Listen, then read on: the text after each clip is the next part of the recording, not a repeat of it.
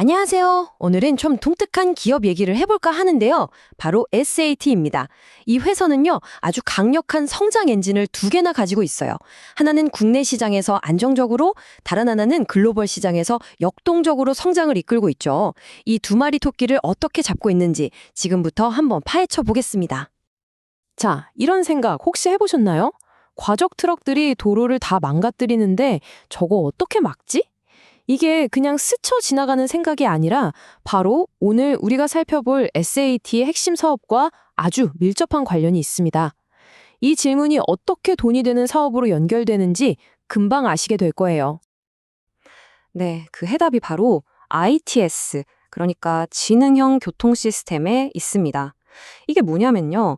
교통 인프라에 최첨단 기술을 싹 집어넣어서 도로를 훨씬 더 안전하고 효율적으로 만드는 건데요. 바로 이 시장에서 SAT가 정말 중요한 역할을 하고 있다는 거죠. 그래서 오늘은요, SAT의 이 두 가지 성장 엔진이 뭔지, 그리고 각 사업이 가진 기술력은 어떤지, 또 여기엔 어떤 기회와 숨겨질 리스크가 있는지 하나씩 살펴보고, 마지막으로 미래를 위한 핵심 포인트까지 딱 짚어드릴게요. 자, 그럼 첫 번째 이야기부터 시작해 볼까요? SAT는 국내 시장의 안정, 그리고 세계를 향한 야망이라는 어떻게 보면 좀 다른 두 개의 이야기를 동시에 써내려가고 있는 회사입니다. 이 둘이 어떻게 조화를 이루는지 한번 보시죠. 오늘 이야기의 가장 핵심적인 내용이라고 할 수 있겠네요.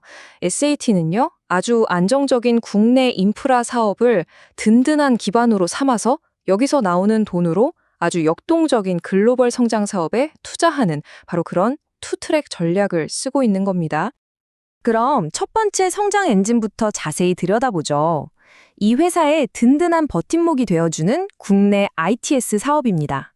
이 사업이 어떻게 회사를 단단하게 받쳐주는지 한번 살펴보겠습니다. 와, 이 숫자 좀 보세요. 무려 70%입니다. 이게 뭐냐면요. 국내 고정식 과적 단속 시스템 시장에서 SAT가 차지하는 점유율이에요. 거의 독점이라고 할 수 있죠. 이 숫자 하나만 봐도 이 분야에서 얼마나 강력한 지배력을 가지고 있는지 바로 알 수 있습니다. 이런 압도적인 시장 지배력은 당연히 기술력에서 나오겠죠. 과적 단속의 핵심인 축중기 기술은 물론이고 자동으로 차종을 분류하거나 도로 전광판 시스템 같은 다양한 ITS 핵심 기술을 다 가지고 있습니다. 그리고 정말 중요한 건 주요 고객이 한국도로공사 같은 공공기관이라는 점이에요. 이게 뭘 의미하겠어요? 바로 수익이 아주 안정적이라는 거죠. 자, 그럼 이제 두 번째 엔진으로 한번 넘어가 볼까요? 이건 분위기가 확 다릅니다. 안정적인 국내 사업과는 정반대로 성장에 초점을 맞춘 글로벌 모바일 부품 사업이에요. 이 사업 구조가 어떻게 되냐면요. 일단 한국 본사에서 첨단 소재를 구해요. 예를 들면 스마트폰 디스플레이 밝기를 확 높여주거나 열을 식혀주는 그런 특수 광학 필름 같은 것들이요. 이걸 베트남에 있는 자회사로 보냅니다. 그럼 거기서 이 소재들을 아주 정밀하게 자르고 가공해서 우리가 아는 그 글로벌 스마트폰 회사들 공급망에 딱 납품하는 거죠. 그러니까 베트남 생산기지가 정말 중요한 전략적 거점인 셈입니다. 자, 이 두 사업을 나란히 놓고 보면 특징이 정말 명확하게 보입니다.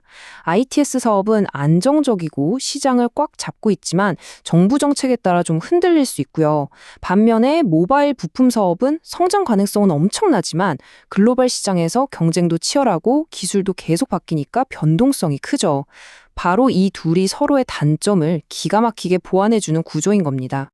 좋습니다. 그럼 이제 한 걸음 더 들어가서 이런 독특한 사업 구조가 과연 어떤 기회를 만들어내고 또 어떤 숨겨진 위험을 가지고 있는지 한번 분석해 보겠습니다.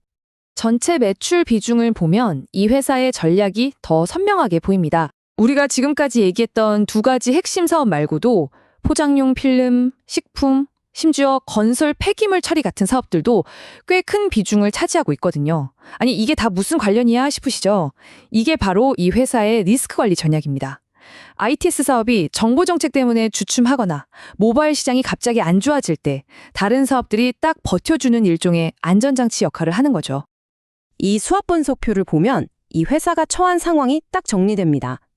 강점은 역시 다양한 사업으로 리스크를 분산했다는 거. 하지만 약점은 핵심 역량이 너무 흩어질 수 있다는 거죠. 기회는 스마트 교통 시장이 엄청나게 커지고 있다는 거고요. 위협은 역시 정부 예산에 너무 의존한다는 점입니다. 정말 동전의 양면 같죠. 네, 바로 이겁니다. 이 회사의 핵심 딜레마죠.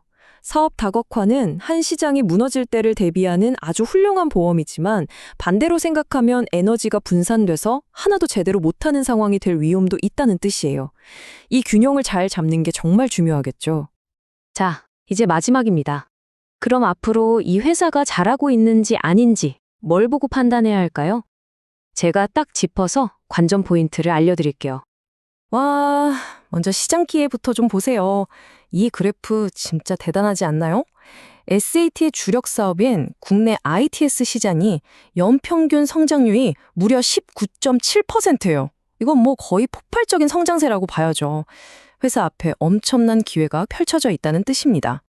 그래서 앞으로 우리가 지켜봐야 할 건 딱 세 가지입니다. 첫째, 차세대의 ITS 사업을 잘 따내는지. 예를 들면 그냥 하이패스 지나가는 게 아니라 아예 톨게이트 없이 요금이 결제되는 스마트 톨링이나 자동차끼리 서로 통신해서 위험을 미리 알려주는 CITS 같은 거요. 둘째, 모바일 부품 쪽에서 돈이 되는 고부가가치 제품, 특히 광학필름 가공 같은 분야에서 매출이 쑥쑥 크는지. 그리고 마지막으로 캄보디아나 방글라데시 같은 동남아 시장에 진출한다고 했는데 진짜로 성과를 내고 있는지.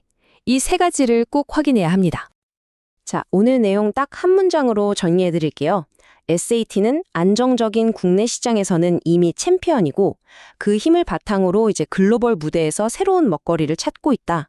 그리고 그 과정에서 생길 수 있는 위험들은 다양한 사업들로 잘 관리하고 있다. 바로 이겁니다. 결국 마지막 질문은 이거 하나로 모아집니다. 과연 SAT는 이 복잡하고 다양한 엔진들을 잘 조율해서 한쪽에서는 정부 정책 변화의 파도를, 다른 쪽에서는 치열한 글로벌 기술 경쟁의 파도를 둘 다 성공적으로 넘어설 수 있을까요? 이 질문에 대한 답을 찾아가는 과정이야말로 앞으로 이 회사를 지켜보는 가장 흥미로운 관전 포인트가 될 겁니다. 오늘 준비한 내용은 정보 제공을 위한 것이고요. 특정 종목에 대한 투자 추천이 아니라는 점 다시 한번 말씀드립니다. 모든 투자에 대한 결정과 책임은 투자자 본인에게 있다는 점 꼭 기억해 주세요.